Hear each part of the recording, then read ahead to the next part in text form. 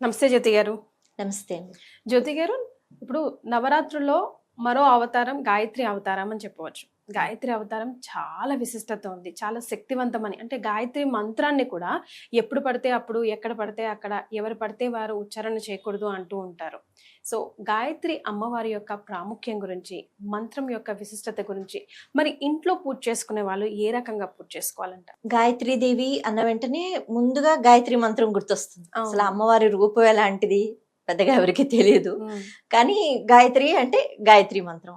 అయితే ఆ గాయత్రి మంత్రానికి ఉన్న శక్తి అన్నది మనం అంటే కేవలం మనం మాట్లాడుకోవడం అన్నది కాదు, యావత్ ప్రపంచం మాట్లాడుకుంటుంది. అది పూర్తిగా మనకి తెలిసిన విషయమే.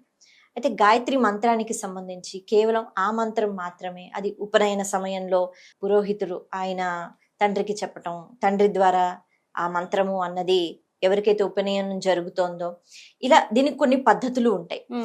ఆ తర్వాత ఈ మంత్రాన్ని సంధ్యావందనం చేసుకుంటున్నప్పుడు ఎప్పుడు చదవాలి, ఎప్పుడు చేసుకోవాలి అన్నది దీనికి సంబంధించి కూడా కొన్ని పద్ధతులు ఉంటాయి. అంటే వాటిని ప్రశ్నించడానికి లేదు, కాకపోతే కొన్ని అంటే ఆ సమయంలో ఆ రకంగా ఒక పద్ధతి ద్వారా ఆ నియమ నిబంధనలతో ఆ మంత్ర ఉచ్చరిస్తే ఖచ్చితంగా దానికి ఉన్న శక్తి వేరేగా ఉంటుంది.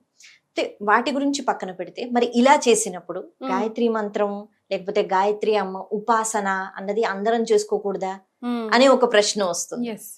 అలా అయితే ఎలాగా, అమ్మ అందరి కోసం కదా అని అనిపిస్తూ ఉంటుంది. అందుకే అసలు గాయత్రీ దేవి ఎవరు అన్నది ముందుగా మనం తెలుసుకోవాలి.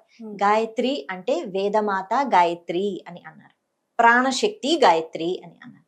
అంటే మనలో ప్రాణం ఉంది అంటే ఎలా పోలుస్తాం మనం? ఊపిరి పీల్చుకుంటున్నాం అంటే ప్రాణం ఉంది.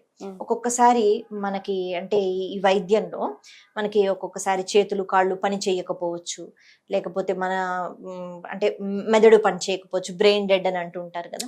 కానీ ఇంకా మనం బ్రతికి ఉన్నట్టే, ఎందుకంటే ఆ ఊపిరి అన్నది పీల్చుకుంటున్నాం కాబట్టి. చేతులు కాళ్ళు పని చేయకపోయినా, కళ్ళు నోరు ఇవి పని చేయకపోయినా ఊపిరి ఉంటుంది కాబట్టి ప్రాణం ఉంది అంట. ఈ ఊపిరి పోతే ఇవన్నీ పనిచేస్తున్నా ప్రాణం లేనట్టే, అంతే కదా. ఎన్ని అవయవాలు పనిచేస్తున్నాయి కాబట్టి ఆ ఉచ్ఛ్వాస నిశ్వాసములు ఏవైతే ఉన్నాయి, ఊపిరి పీల్చుకోవడం విడిచిపెట్టడం, దానికి కూడా ఒక శక్తి కావాలి కదా. ఆ శక్తి లేకపోతే మనం ఊపిరి పీల్చుకోలేం, మనం ఊపిరి విడిచిపెట్టలేం. ఆ శక్తిని గాయత్రీ దేవితో పోల్చారు. కాబట్టి గాయత్రి ఎక్కడుంది? ఎక్కడో లేదు, మన అందరిలో గాయత్రీ దేవి ఉంది పోల్చుకోగలిగితే. ప్రాణశక్తి గాయత్రి.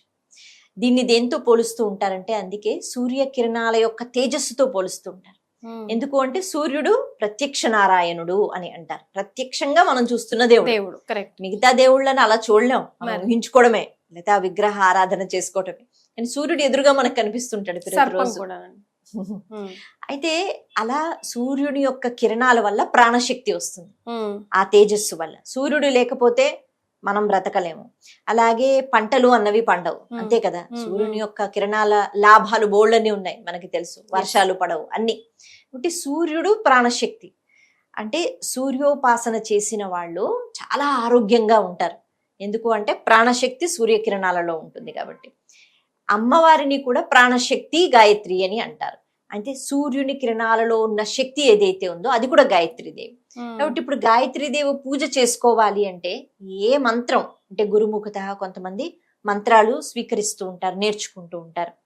ఆ మంత్రాన్ని చక్కగా సూర్యకిరణాలను చూస్తూ అవి ఆస్వాదిస్తూ మనం కూర్చుని చదివితే అది గాయత్రీదేవికే వెళుతుంది. గాయత్రి మంత్రం అంటే కేవలం ఆ 24 అక్షరాల ఆ మంత్రాన్నే చదవలా, ఇంకేది గాయత్రి కాదా అన్నట్టుగా ఉండదు. అందుకే మనకి చూస్తా అంటే మీరు విష్ణు గాయత్రి అని, లేకపోతే వినాయక గాయత్రి అని, ప్రతి దేవతకి ఒక గాయత్రి మంత్రం అన్నది ఉంటూ ఉంటుంది. ఎందుకు అంటే ప్రాణశక్తి అమ్మవారు కాబట్టి ప్రతి రూపానికి అమ్మ శక్తి ఉంటుంది. అలాగే సూర్యోపాసన చేస్తూ అక్కడ కూర్చుని మనం గాయత్రి మంత్రము అనే కాకుండా మనకి ఏ మంత్రం వచ్చో దాన్ని చదువుకోవాలి.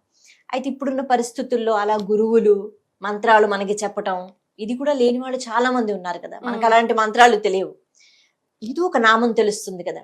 రామాను, ఓం నమ శివాయను, ఓం నమో నారాయణాయను, శ్రీరామ రామ రామేతి రమే రామే మనోరమ, చిన్న చిన్న ఏదో ఒక నామం ఉంటుంది, అదికైతే మనకు తెలుసు కదా. ఆ నామాన్ని పట్టుకుని మనం చక్కగా సూర్యకిరణాల దగ్గర కూర్చుని ఉచ్చరిస్తున్నా, లేకపోతే గాయత్రీదేవి యొక్క స్వరూపాన్ని గుర్తుకు తెచ్చుకుంటూ ఉచ్చరిస్తున్నా, అదంతా గాయత్రి ఉపాసన. అంటే అవన్నీ గాయత్రీదేవికే చెందుతాయి. గాయత్రి పూజ అంటే కష్టము, మనం చెయ్యలేము అనే మాటే ఉండదు. గాయత్రీదేవిని అందరూ ఆరాధిస్తారు, అందరూ ఆరాధించవచ్చు, అందరిలో గాయత్రి ఉంది. తద్వారా మనకు ఏం లభిస్తుంది? మనకి ఒక జీవ చైతన్యం లభిస్తుంది. ఏ ప్రాణశక్తి లేకపోతే మన పనులు జరగవో అటువంటి ప్రాణశక్తి లభిస్తుంది. ఇంకొక మాట ఉంది, వేదమాత గాయత్రి అన్నారు. అంటే వేదమే గాయత్రి. సరే, వేదం గాయత్రి అంటే మనకి వేదం అందుబాటులో ఉందా? లేదు. అవి ఎక్కడో ఉంటాయి, ఋగ్వేదం యజుర్వేదం అని. మనకి ఏమిటి సంబంధం అంటే వేదం మనిషిని ఎలా బ్రతకమంది అలా బ్రతకగలిగితే అద్భుతం. వేదం ఏం చెప్తోంది తెలుసుకుంటే అద్భుతం కదా.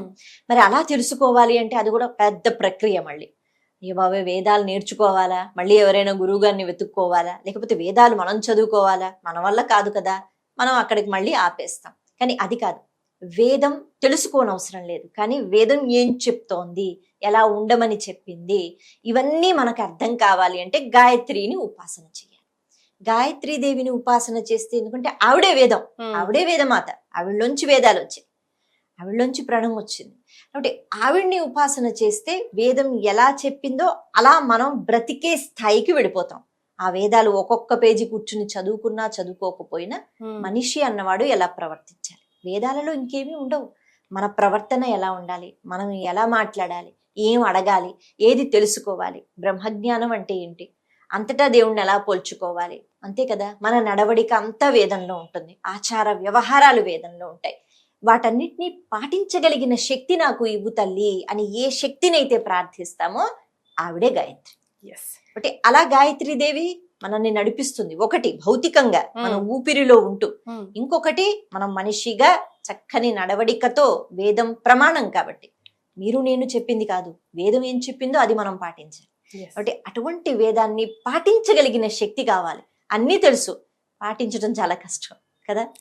అందరికీ మంచి తెలుసు, చెడు తెలుసు, కానీ మనం పాటించలేం.